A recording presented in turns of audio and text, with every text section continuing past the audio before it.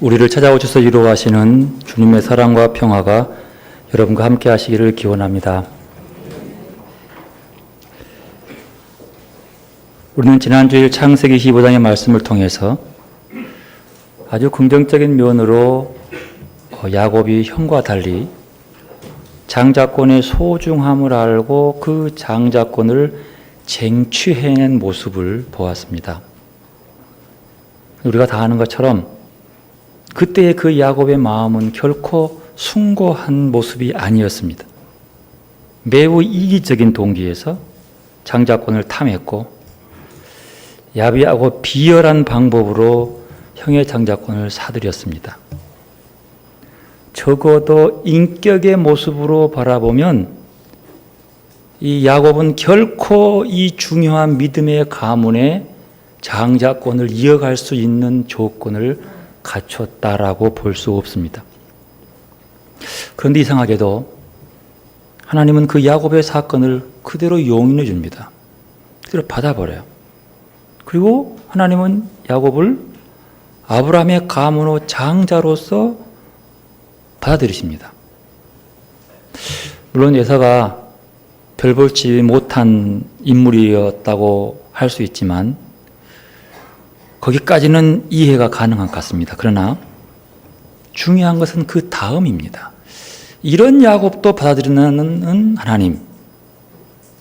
그런데요, 그 이후에도 야곱은 좀처럼 변화되지 않습니다. 참으로 오랜 세월 동안 작정이라도 한 듯 그는 변하지 않습니다. 그런데 반대로 하나님은 이런 야곱을 오래까지 참아주고 있어요. 기다리고 계셔요. 오늘 본문은 그렇게 쫓기듯 낙연의 길에 오른 야곱의 모습을 바라봅니다. 그는 먼 길 하란을 향해 떠나가는 중이었습니다. 그가 떠나가는 목적은 그곳에서 아내를 맞이하기 위한 길이었습니다. 그러나 속 사정을 알아보면 그는 아버지를 속여서 장자의 축복을 가로챈 결과 에서가 그 사실을 알고 죽이려고 하니까 도망가는 도망자 신세였습니다. 죽고 싶지 않아서 도망가는 그 사실. 여러분, 똑같은 여행이라도요, 도망자로서의 여행, 이건 정말로 고독하고 피곤한 일입니다. 얼마나 불안하겠습니까? 외롭고 고독한 여행길에 친 야곱, 해가 저문 어느 날 아주 낯선 곳에서 잠이 들기 위해서 누웠습니다. 여러분, 야곱은 도망자 신세였기 때문에 사람들이 잘 아는 곳에 잘 수가 없어요. 그러니까 아주 낯선 곳에 자야죠. 사람들이 별로 없는 곳, 그리고 집이라는 건물이 있으면 안 되는 거예요. 그러니까 정말로 한대짬이죠. 그냥 아무도 없는 그곳에서 누워서 혼자만 아는 곳에 누워서 잠을 잡니다. 기대할 수 없는 그 곳. 여러분, 그 초라한 잠자는 야곱의 모습은 그려보십시오. 얼마나 처량한 신세인지. 그런데 그는 그 속에서 잠을 자다가 꿈속에서 자기를 찾아오시는 하나님을 만나게 됩니다. 아무것도 기대할 수 없는, 도움조차 받을 수 없고 의지할 데 없는 처지에 그에게 하나님이 오셔서 말씀합니다.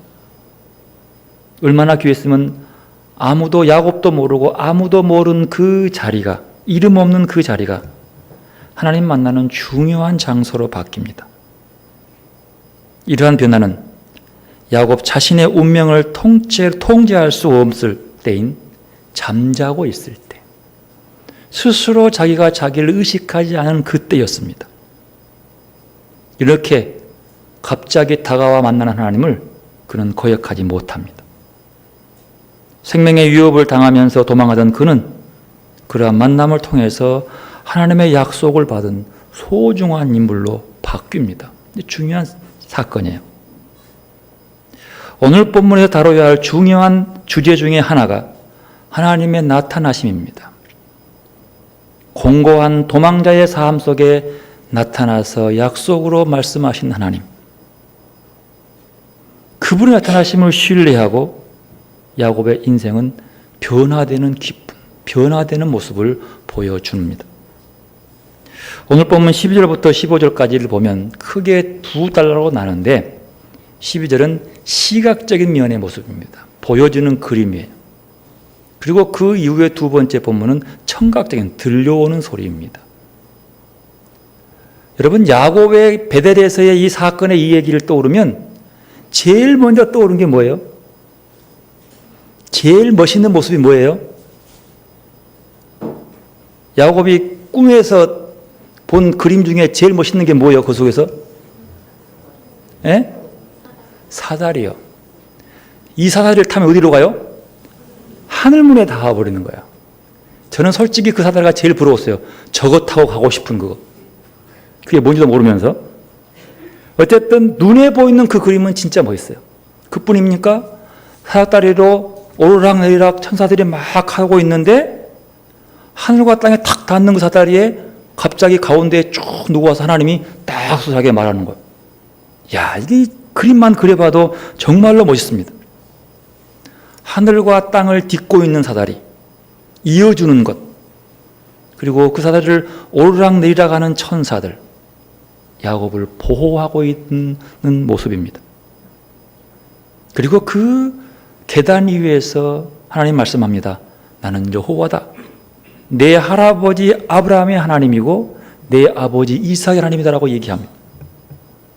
낯선 땅, 외로운 땅에서 할아버지 하나님, 아버지 하나님 만나는 그 위로, 그 힘, 눈물겹도록 행복한 순간이었습니다.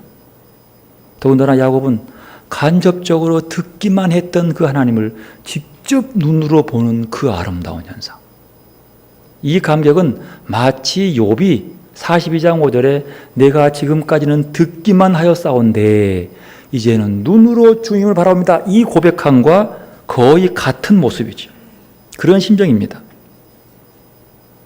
그 그림이 그려지죠? 그렇지만 이보다 더 중요한 것이 있습니다. 청각적인 부분입니다. 즉 하나님의 말씀의 들음이 이보다는 더 중요한 알맹입니다. 하나님의 말씀은 모든 것을 바꿉니다. 여러분, 다른 신들도요, 시각적인 현상을 통해서 자기를 보여줍니다. 그러나 들려오는 말씀의 약속의 성취는 하나님께만 있는 거예요. 그러므로 우리는 12절에 나오는 시각적인 이 부분에서 너무 집착해서는 안 됩니다. 오늘 본문은 세 가지를 크게 주목할 필요가 있습니다. 첫 번째로 야곱과 하나님의 만남은 어디서 만나요? 어디서 만나요? 꿈속에서 만나요. 물론 그 땅은 베델이지만 꿈속에서 만나는 거야. 물어볼게요. 왜 꿈속에서 만났을까요?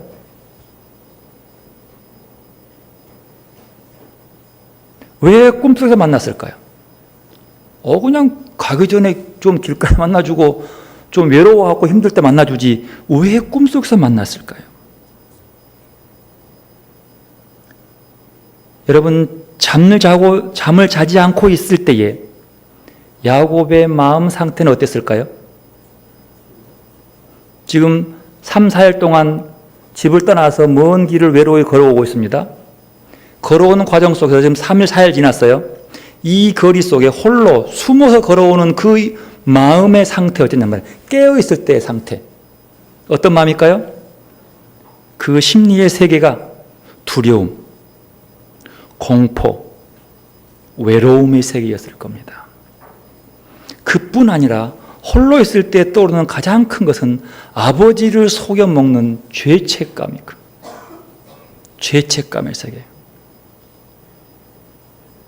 그의 삶의 온 마음 지금 이런 것들로 꽉 차 있습니다. 잠만 깨면 떠오르는 그 두려움과 불안함, 정신이 드는 순간 아버지에 대한 그 이상 모르게 죄책감, 그걸로 인한 근심과 걱정은 어떤 충고나 어떤 말도 들을 여력이 없습니다. 왜? 그게 꽉 차 있으면요. 내게 주어지는 어떤 큰 강박적인 것들이 차 있으면 다른 말이 안 들려오는 거예요. 어느 것도 그 삶 속으로 들어와서 그를 주장할 수 없는 상태입니다. 이것을 야곱이 깨어있을 때의 상태의 모습인 거예요. 그러나 꿈속에서는 완전히 바뀌어집니다. 그 가운데서도 모든 두려움, 공포감, 외로움, 죄책감, 이 모든 것들의 경계가 다 풀어져 버린 상태. 긴장이 다 풀린 상태, 꿈속이요. 아무것도 할 수 없는 그런 불안감에도 아무것도 할 수 있는 모습으로 바뀌어버린, 내 의지와 상관없는 상태의 모습, 그게 꿈속인 겁니다. 이렇게 이 꿈속에서 그가 아주 부끄러운 자신의 과거를 보고 괴로워하는 것이 아니라 하나님과 함께할 새로운 미래를 바라보는, 상상할 수 없는 현실에 상상을 해버리는 꿈이 이루어져 버립니다. 야곱이 자신의 위태로운 삶에 대한 경계를 풀고 있을 때에 하나님은 그에게 복음을 줍니다. 자신에게 꽉 찬 두려움과 공포를 내려놓을 수 있는 그 순간에 말이에요. 여러분, 이 상태를 바로 비어있는 상태라고 합니다. 자아가 깨어있지 않는 상태. 깨어있지 않기 때문에 어느 것도 자기를 아무것도 판단할 수 없어요. 꿈속이기 때문에 아이고 이건 가짜야, 이게 뭐 헛것이 보이네, 이렇게 판단할 능력도 없는 상태예요. 그 속에서 하나님은 다가와서 그에게 말씀하는 거죠. 이거예요. 그래서 꿈속인 거예요. 내 의지와 내 동의가 필요한 것이 아니라 모든 것들이 비워지고 내가 아무것도 할 수 없는 상태, 그저 거기에 오셔서 말씀하는 것들을 그냥 들을 수밖에 없는 그 상태, 그게 비워진 상태예요. 자아를 내려놓는 상태. 이렇게 나가면 마음이 깨끗한 상태, 이렇게 얘기하는 거예요. 그 가장 순수한 모습이 꿈꾸는 잠자리예요. 또 하나의 모습은, 두 번째는 하나님께서 주시는 새로운 소식은 하늘과 땅이 서로 연결되어 있다고 하는 거예요. 하늘과 땅이 연결되어 있다. 이 사다리는 히브리 말로 보면 돌 계단, 그런 뜻이에요. 대리석 계단, 그런 뜻이거든요. 굉장히 웅장한, 위험찬란한 계단의 모습입니다. 이 모습은 메소포타미아 지역의 지구라트를 상상하면 됩니다. 우리 성경의 바벨탑이에요. 바벨탑이 지구라트를 보고 있거든요. 원래 이 바벨탑은요, 홍수와 연관되어 있습니다. 창세기 11장은요, 노아의 홍수로 하늘에서 문이 열려서 비가 와서 땅을 다 쓸어버렸어요. 그 뒤에 셈족에 살아남은 인간들이 고민합니다. 우리가 왜 물로 죽었냐? 하늘과 우리가 서로 교통이 안 돼서 그렇다. 그래서 우리가 하늘과 소통을 하자. 그래서 쌓아 올린 것이 바벨탑이에요. 올려서 저기 하늘 문까지 다 올라가서 그 문을 통해서 하나님과 대화하고 소통하면서 서로 하늘과 땅이 협치해서 좀 잘 살아보자, 이런 의미예요. 그게 쌓아 올라가는 거예요. 그리고 올라가 가지고 하나님이 하늘문을 딱 여니까 물이었단 말이에요. 그러니까 하늘문을 열지 말라고 딱 닫아버리란 말이에요. 이런 의도가 있었어요. 그런데 그 의도가 실패하고 말죠. 여러분, 그 원래 바벨탑이라는 것은 아카드 말의 바부 플러스 엘이라는 뜻입니다. 바부라고 하는 말은 문, 그 뜻이에요. 엘, 그럼 우리가 알다시피 뭐예요? 신, 하나님, 그 뜻이에요. 엘로힘 그러잖아요. 그러면. 그러니까 아카드어로, 아카드는 셈족입니다. 아카드어로 바벨 그러면 신의 문, 그 뜻이에요. 즉 하늘의 문, 신은 하늘에 있기 때문인 거예요. 그래서 바벨탑은 하늘의 문까지 다 올라가는 것을 개념으로 하고 있습니다. 그런데 지금 야곱은 아무 노력도 하지 않고 하나님께 자신의 처지도 아뢰거나 하나님 이름 불러보지도 않았음에도 불구하고 하늘문이 열리고 하늘과 땅이 이때는 딱 대리석 사다리가 생겨버린 거예요. 야곱은 브엘세바를 떠난 이후부터는 하나님이 자기와 함께 있다고 믿지 못했습니다. 왜냐하면 하나님은 자기 할아버지와 아버지 하나님이기 때문에 그 집안에만 있는 분인 줄 알았어요. 그래서 이 길을 떠나오면서 한 번도 하나님을 불러보거나 자기의 처지를 놓고 하나님 내 이래요라고 말해본 적이 없어요. 그리고 그냥 자기에 대한 두려움과 공포심 때문에 마음 졸이고 그냥 누가 볼까 무서워서 숨어서 잠을 잔 거예요. 근데 그곳에 말만 들었던 바벨탑도 실패한 그 모든 것들이 한꺼번에 이루어지는데 너무 기가 막힌 거예요. 나 같은 도망자에게 이게 무슨 일이냐는 거예요. 그것도 오르락내리락하는 그 돌 대리석 계단 속에서 중간쯤에 내려오더니 하나님이 서서 말합니다. 이건 제왕적 모습이라는 거죠. 옛날에 왕들이요, 높은 계단 위에서 탁 도포를 입고 나와가지고 딱 명령하지요. 그 명령의 권위는 상상을 초월한 거예요. 한 번 떨어지면 모두가 다 죽어. 산천초목이 울린다고 했어요. 그런 위험 장소가 그 자리에. 그런데 하나님이 그 옷에 내려오셔서 야곱에게 복음을 전합니다. 네의 살 길을 얘기하고 있는 거죠. 그러니까 이 사다리는요, 하나님과 야곱과의 관계 속에서 하나님의 메시지가 전달되는 수단 역할을 하고 있는 거죠. 즉 야곱이 하늘로부터 보호받고 있는 모습이에요. 이건 여러분 야곱이 기도해서 얻은 게 아닙니다. 그저 얻어지는 거예요.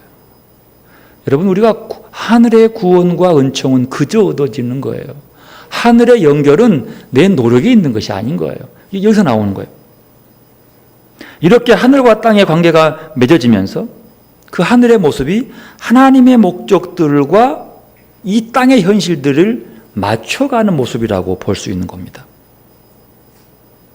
이렇게 하늘과 땅이 서로 만나고 말씀으로 찾아오시는 하나님을 만나는 야곱은 문제 많은, 고민 많은 자기의 세계가 깨어지는 아픔을 경험합니다. 잠이 깨었을 때의 자기의 의식이 깨어지는 아픔. 여러분 자신의 경험의 세계, 자기만의 인식하는 인식의 세계가 깨어지는 아픔 큽니다. 이것을 경험하는 세계, 이것이 깨트려지는 아픔을 통해서야만이 새로운 것이 들어올 수 있어요. 내가 지금까지 경험하고 판단의 모든 조건들의 지식들이 깨지는 아픔이 있어야 새 것이 들어오는 거예요. 내 속에 있는 모든 두려움과 근심 걱정들의 차서는 하나님도 거기를 뚫고 들어오지 못해요. 그래서 잠들 때에 나오는 거예요. 그걸 내려놓을 때에 그 모든 긴장 관계에서 경계하고 세웠던 모든 두려움들이 싹 풀어질 때에 하나님이 다가오시는 거예요. 그래서 언제나 나는 내 속에 일어나는 모든 두려움의 고통들을 비우라고 해요. 지우라고 해요. 그것을 자기 부정 그래입니다. 자기 부정, 자기 십자가, 자기 부인 같은 얘기예요. 그러나 자기를 부인한 것처럼 고통스러운 게 없어요. 지금까지 살아온 내 경험들을 포기하고 다른 삶의 길을 간다. 어색할 뿐만 아니라 너무 힘들어. 내가 살아오는 삶의 습관들을 바꾼다. 이거 정말 힘든 거예요. 게으른 사람이 부지런하는 거, 이건 거의 불가능한 일이잖아요. 너무너무 힘든 거예요. 열심히 일하는 사람이 놀아보십시오. 기가 막혀. 이건 바뀐다는 것은 그렇게 힘든 거예요. 야곱이 지금까지 지겨움으로 살아왔고 지 술수로 지 머리로 살았어요. 영년 사람이에요. 약은 사람이야. 그 모습이 깨어지는 고통이 얼마나 크겠어요. 왜냐하면 지금 이 순간에는 현실도 아니고 꿈속에서 만난 그 하나님의 음성 앞에서 뭔가 응답을 해야 되는 거예요. 내 것을 내려놓지 못하면 안 되는 거죠. 아이 그냥 꿈이지 뭐. 그럼 끝나는 거예요. 이 고민 속. 그러나 그에게는 어쩐지 그 말씀 속에서 가능성이 있으면 분명합니다. 이것을 어떻게 받느냐는 야곱에게 있는 거예요. 세 번째 사역단은 천사들의 존재에 의해서 생명력을 가진 것으로 바꿔집니다. 생명력, 바로 그 사다리가 13절부터 15절까지 나오는 약속의 말씀이 다가오는 다리로 되어지는 거죠.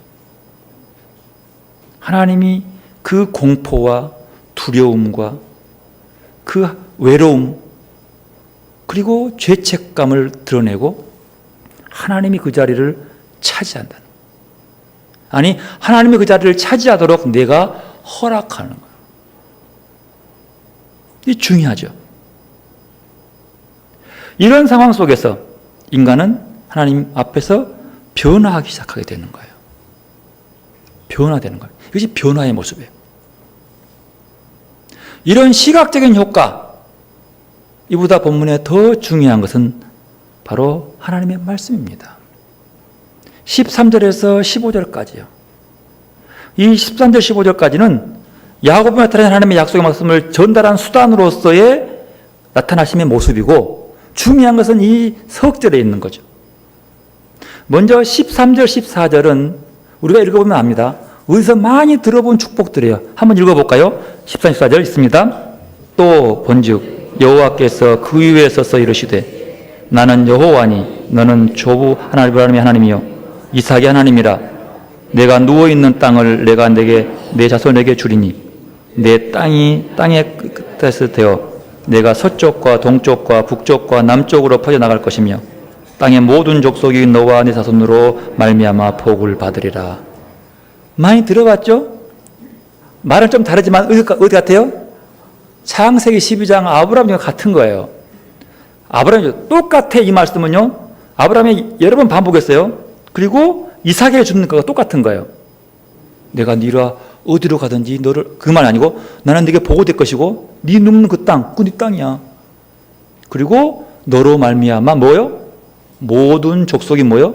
복을 받으리라. 여러분, 이 말씀은 좀 꼭 생각해 볼 일입니다. 여기서 중요한 것은요, 다른 민족이 네로 말미암아 복을 받으리라. 이 말은, 이 약속은 야곱 자신의 편협한 이익을 넘어선다는 뜻이에요. 네한테만 준 복이 아니다 그 말이야. 그 복은 네한테 오는 것이지만 네가 아니라 네를 통해서 모든 민족에게 갈 거예요. 우리는 여기서 많이 헷갈리는 부분이 있어요. 아브라함에게 준 복을 내게 주옵소서라는 사람들의 마음속에는 이런 마음이 들어있어요. 그 복은 내 거야.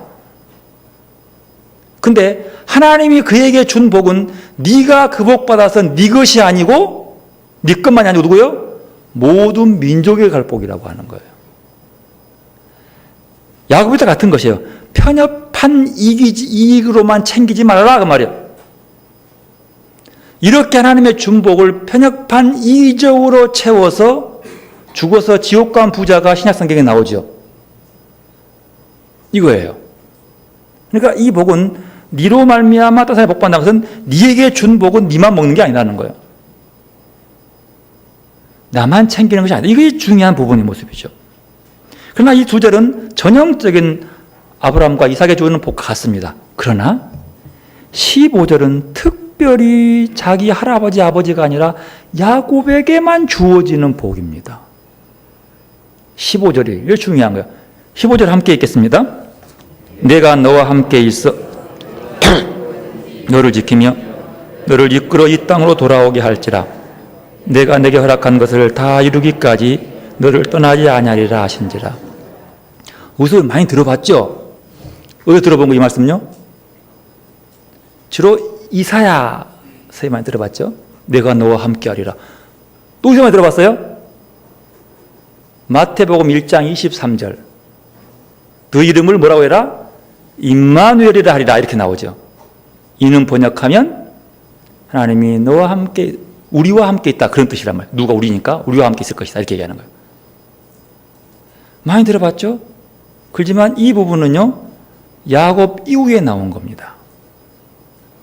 이스라엘을 야곱이라 했죠. 이스라엘 백성이 포로로 잡혀가서 고통스러웠어요. 외로웠어요. 힘들었어요. 그 속에 하나님 찾아와서 이사 42장 내가 너와 함께 하겠다 이렇게 얘기해요. 왜요? 그들이 야곱이거든요. 야곱 이후에 생긴 복이 이 첫 번째 나오는 복입니다. 특별히 15절을 시작할 때에 우리 성경에는 번역하지 않았지만 히브리말 성경에는 힌네라고 해서 보라라는 말이 있어요. 보라, 보십시오. 나 보라 됐구나. 하나님께서 말합니다. 야, 봐! 차렷! 정신 차려! 그 말이야. 내 말 들어! 놓고 내가 너와 함께 이렇게 말하는 거예요. 그러니까 15절 얘기할 때는 앞에는 그냥 말하지만 정신 차려! 내 말 잘 들어! 그 얘기 뜻이에요. 하나님께서. 그러면서 내가 네와 함께 할 거야! 라고 얘기하는 겁니다. 성경의 중심의 약속의 첫 번째를 줍니다. 이 첫 번째 약속이 하나님의 현존에 관한 것이라면 두 번째 약속은 하나님의 행동에 대한 겁니다. 두 번째가 뭐예요? 내가 어디로 가든지 너를 뭐 할 거라고? 지킬 것이며. 이 두 번째 약속, 하나님의 행동이에요. 어디로 가든 지킬 것이라. 이것은 누구에게나 준 것이 아니라 자기 집에 거하는 에세에게 준 말이 아니라 어디로 갈지 모르고 헤매는 나그네 같은 도망자 같은 나그네인 야곱에게 필요한 말씀이에요. 어디로 가든지 그 뜻이에요. 그래서 그 얘기 나온 거죠. 이것이 목자와 양의 상태를 얘기합니다. 목자. 하나님의 목자예요. 내가 너를 지킨다. 목자의 모습인 거예요. 그리고 세 번째 모습은 귀향입니다. 너를 이끌어 이 땅으로 돌아오게 할지라. 다시 돌아오게 하겠다는 거죠.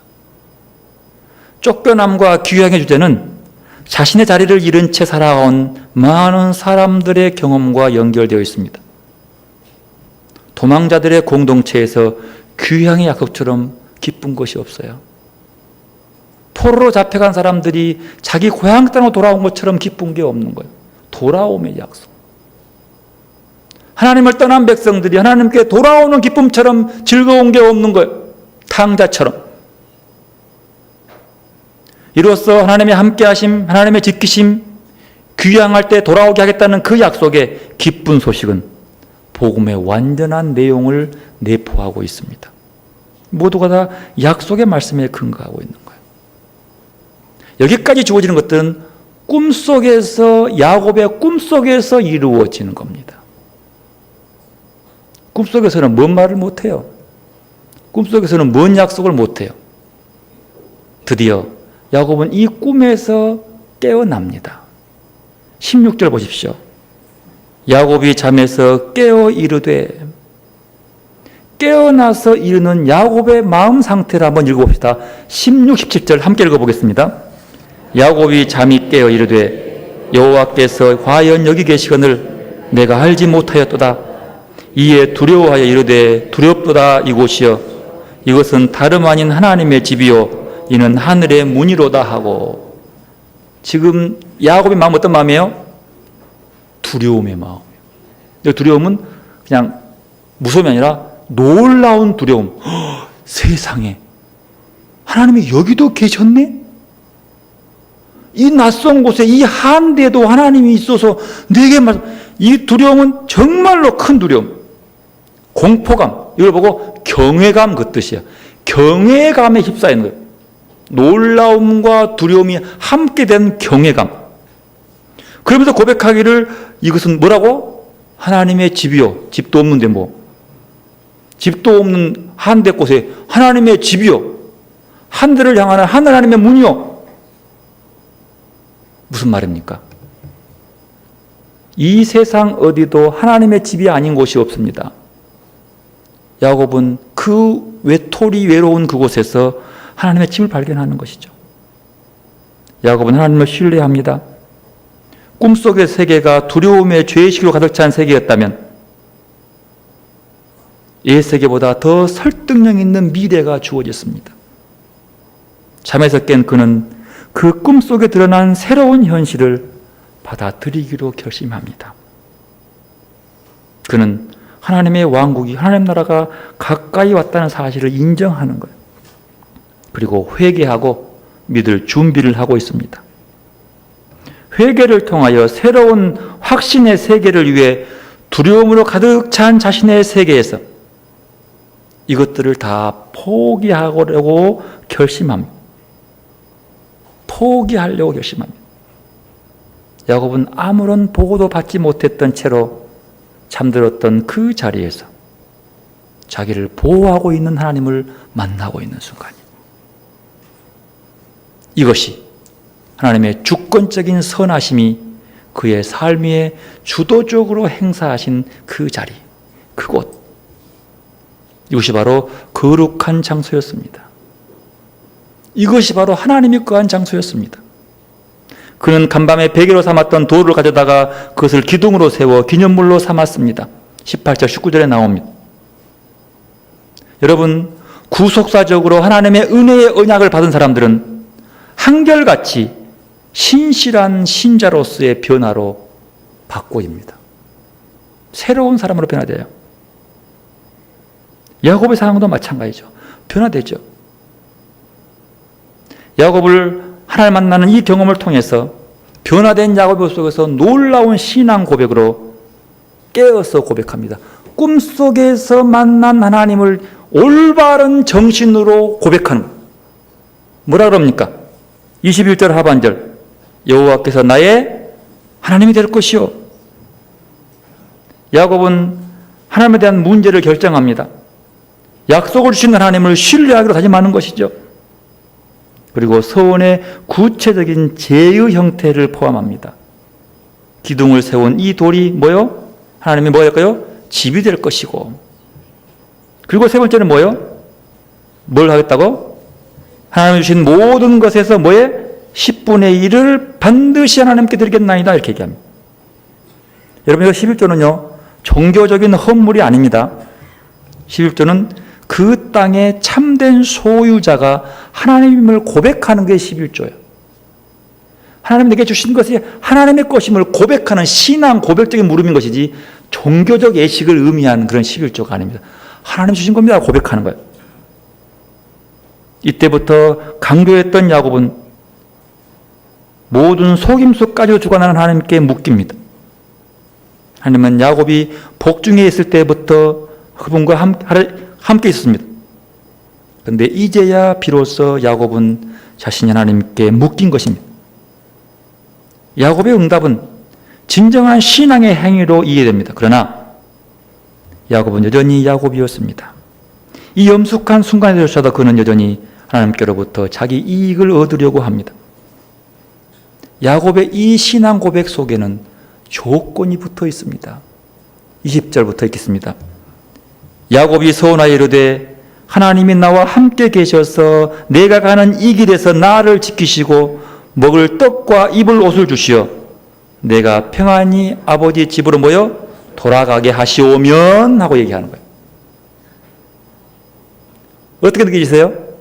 그러면 하나님이 꿈속에서 세 가지 복을 줬죠. 특별한 복을 15절에 그것을 반복하면서 그렇게 해주면은 하나님이 내 하나님을 기대하는 거야. 여러분, 야곱이 하나님을 자기 하나님이라고 인정 안 한다고 하나님이 아닙니까? 하나님이 야곱이 배워 있는 그 돌로 집을 안 지은다고 하나님 집 없습니까? 야곱은 이런 사람이요. 어떻게 들려요? 야곱은 여전히 아직도 하나님과 거래하고 있습니다. 한쪽으로 보면 좀 미움 있어 보이기도 하지만요, 거래하고 있는 거예요. 야곱이 하나님을 믿는 건 사실입니다. 잘 믿었습니다. 확신했습니다. 붙잡았습니다. 하지만 에서와 거래했던 습관이 남아있어서 하나님과 거래를 시도하고 있습니다. 여러분, 야곱의 이 서원이 언제 이루어진 줄 아십니까? 이 서원은요, 창세기 43장에 보면 야곱의 딸 디나가 이방인에게 강간을 당하고 그 아들들이 그들에게 복수하는 살인자가 되었을 그때에 이 서원을 기억해서 응답합니다. 이 사건 이후 30년 이후의 일이요. 어떻게 느끼십니까?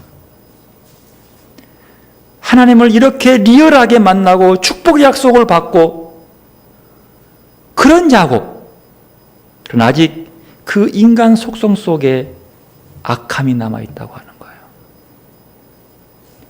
아직도 그 속에 얕고 교활한 마음이 남아있는 거예요. 안 지워져요. 하나님까지도 거래하고 싶은 거예요. 장사하고 싶은 거예요. 창세기 6장 9절에 나오는 노아의 홍수 얘기 속에서 홍수를 경험한 그 사람도 여전히 그 마음에 생각하는 것들이 뭐요? 악했더라. 창세기 9장에 나옵니다. 지난주 씨 뿌리는 비유에서 네 종류의 땅에 관한 이야기를 들었습니다. 이 비유의 주님께서 우리에게 말씀하고 있는 것이 무엇입니까? 말씀을 듣고 깨닫는 좋은 땅에 되라고 하는 겁니다. 네 마음밭이 좋은 땅이 되어라. 그래서 그 좋은 땅과 같이 지어주면 100배, 60배, 30배의 결실을 맺을 것이라고 말씀합니다. 그런데 주님은 오늘 본문 마태복음에서 또 다른 비유를 들려줍니다. 마태복음 13장 24, 25절 말씀. 예수께서 그들 앞에 또 비유를 들어 이르시되 천국은 좋은 씨를 제밭에 뿌린 사람과 같으니 사람들이 잘 때에 그 원수가 와서 곡식 가운데 가라지를 덧뿌리고 갔더니. 지난주 말씀과 연결해 보면 어떤 사람이 제밭에 좋은 씨를 뿌렸습니다. 좋은 땅에 좋은 씨를 뿌렸으니 무럭무럭 자라서 100배, 60배, 30배 열매를 맺어야 합니다. 그러나 본문에서 예수님은 거기에도 뭐가 있어요? 시험이 있습니다. 사람들이 잘 때에 원수가 와서 곡식 가운데 가라지를 덧뿌리고 갔다. 여러분, 한번 좋은 땅을 만들고 좋은 씨앗을 받아들였다 해서 추수 때까지 곡식이 좋은 열매를 맺는다는 보장이 없습니다. 우리 마음은 끊임없는 도전에 직면합니다. 내 마음의 곡식과 가라지가 함께 자라기 때문입니다. 무슨 말입니까? 그러기 때문에 마음밭을 갈아엎고 돌을 골라내고 가시떨기를 뽑아내는 내면의 정갈함을 갖고 가야 하는 겁니다. 내면을 가꾸는 것 잠시도 멈춰서는 안 된다는 거예요. 왜냐하면 어느새 내 마음에 가라지가 자라고 있기 때문이에요. 우리는 다시 한번 고독에 직면합니다. 고독은 내적 침묵을 필요로 합니다. 여기서 침묵은 말의 침묵, 생각의 침묵, 번민과 슬픔과 좌절과 설레임과 성공과 성취에 들떠있는 그 마음을 침묵시키는 것이 고독이라고 할 수 있습니다. 고독은 혼자 있는 걸 뜻합니다. 혼자 있을 때, 홀로 서 있을 때, 마음 비울 때 하나님과 마주하게 된다는 거죠. 그래서 단아하게 열매 맺는 내면을 갖춘다는 것, 내면을 갖춘다는 것, 그것은 거짓되고 강박적인 자기를 상실하게 갈아엎는, 그래서 예수 그리스도의 새로운 자기로 변형되는 것, 그걸 얘기하고 있는 거예요. 가라지를 뽑고 마음을 갈아엎어서 예수 그리스도의 나로 변형되는 거예요. 토마스 머튼에 의하면 세속적이거나 거짓된 자기는 제 강박에 의해서 날조된 자아가 된다고 합니다. 날조된 자.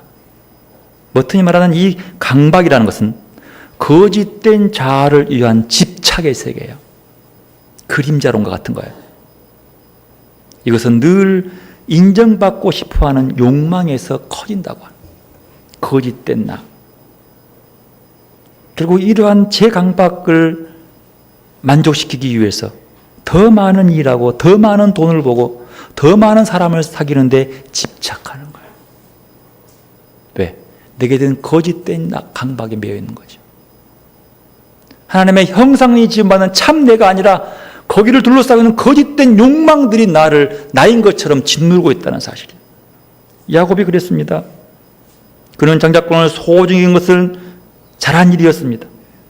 이기적인 동기였지만 그래도 장자권을 가볍게 취급하지 않는 것, 자기 형제에 비해서는 훨씬 더 나은 가치관입니다. 외로운 사막길에서 도망자 신분으로 의도하지 않았지만, 기도하지 않았지만 하나님을 만나서 놓치지 않고 그 언약을 붙잡는 것 좋습니다. 그런데 문제는 그 다음입니다. 야곱은 그 고독을 끝까지 지켜내지 못했습니다. 하나님 땅에 도착한 후 아내 라헬을 얻기 위해서 14년 동안 시간을 보내면서 그 마음은 온통 그 욕망으로 꽉 차 있었습니다. 외삼촌과 상대해서 교묘한 재산 싸움을 하면서 온통 그걸로 꽉 차 있었습니다.